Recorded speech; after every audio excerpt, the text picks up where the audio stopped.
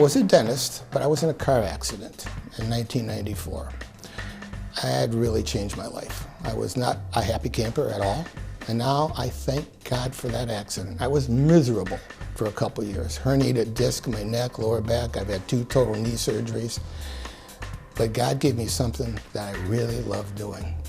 I'm helping people with sleep apnea and TMJ problems. When I was a dentist, there was an 8-year-old girl that came into my new office over on DeQuinder, and she had slowly lost her hearing in one ear, about a year and a half, and her ENT back in the 1970s had no idea why. So I looked in her mouth, and her previous dentist extracted a little baby tooth, and the upper one, having nothing to bite against, it kind of grew down. Normal. I see that, and I do what any dentist would do. I even her bite out. About 3 weeks later, her mother comes in with a big cake. The girl runs up and gives me a hug. "What'd you do? Her hearing came back." I said, "I have no idea, but thanks for the cake. But I'm going to find out." So I went next door to the hospital library, and back then, I got an ENT textbook, ears, nose, and throat. And all it said was the ear and the TM joint are right next to each other. And they both grow from a little piece of tissue called Meckel's cartilage, and they confuse each other. It was a textbook. In the 70s, they didn't know about it. But at the same time, I saw Bob Seeger 5 nights in a row at Pine Knob, and I had muffled hearing. Why? Every ENT knows that.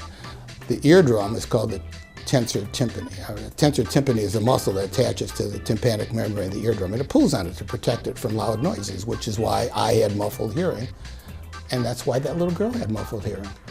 Her muscles were tight because she was biting like a picket fence. I even the bite out, the muscles relaxed, her hearing came back.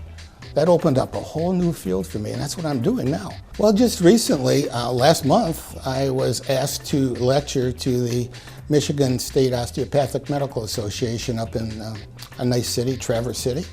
It was a 3-day convention. I was only one of the many lecturers.